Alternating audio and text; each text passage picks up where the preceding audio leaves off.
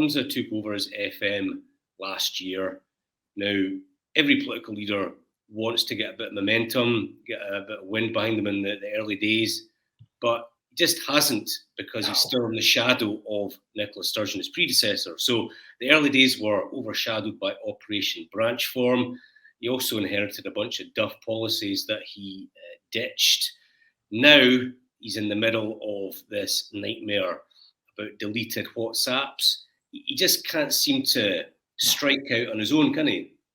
No, he can't. I think that's because, he campaigned as the continuity candidate. He campaigned as the guy who didn't really seem to have a new direction to take the party or the government in.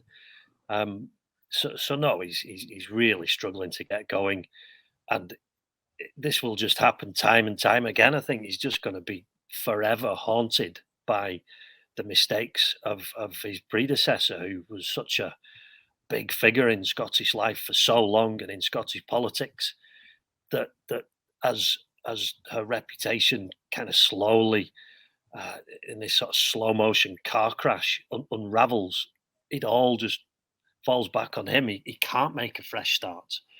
I have to say, just to sort of, I'm looking forward to Humza Yousaf's evidence. I have to say, I wish the UK inquiry was spending more than 3 weeks in Scotland. I feel like we're getting more answers in this very short space of time than we've had from multiple inquiries, and certainly the Scottish COVID inquiry. You now sort of think, well, what's the point, other than, is that now going to be an exercise in sort of undoing some of this damage? I feel like this is a real lesson in how a public inquiry should be run.